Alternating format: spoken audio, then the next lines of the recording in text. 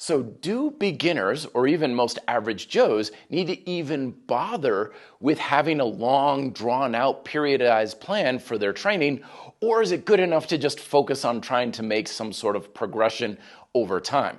I love when I get questions like this because there's so much more power of, instead of asking what supposedly is effective when it comes to diet and exercise, but instead to focus on what's necessary.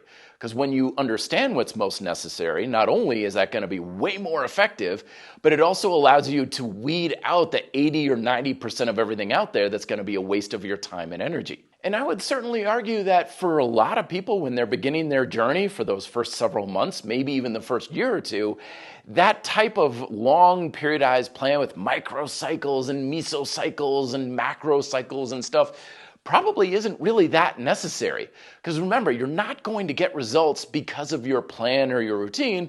You get results because you subject your body to some sort of a progressive stimulus. And the great thing about being a beginner is that almost anything you do in any way, shape, and form is going to fit the bill and start getting that needle to move into more strength, more endurance, or more capability. In addition, when you're a beginner, your habits and your skills and your abilities and even your preferences are going to change at such a fast rate that trying to plan out what you should be doing for the next several months or the next year is kind of like trying to fortune tell what you need to do when you're walking through dense fog. You can only see a few feet in front of you, so the best thing to do is just plan out for the next week or two, and then as you move forward, your light illuminates more path in front of you, and then you cross those proverbial bridges when you come to them. But nonetheless, I am a big fan of using some sort of a periodized approach, not so much to change things up, but just to expose the muscles to a broader range of stimulus.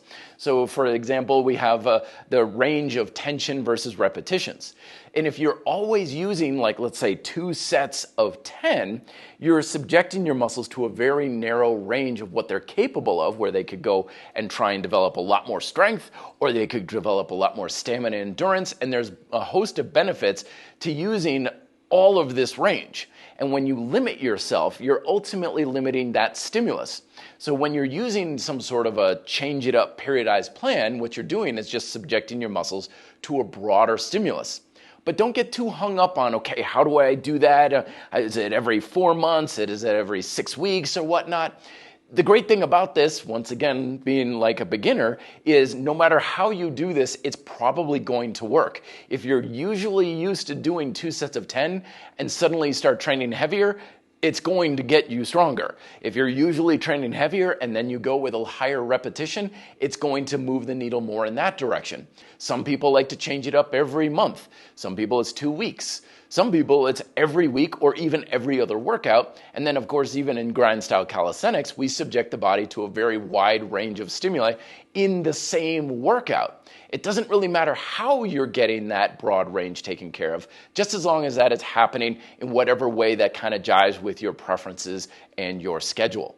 And if you want to learn more about my Grind Style Calisthenics program, you can check out the first 2 months of it for free here. The entire year is free, but those will get you started. And of course, my book, Grind Style Calisthenics, as well. Let me know if you have further questions down below in the description. Thank you very much for watching. Be fit and live free.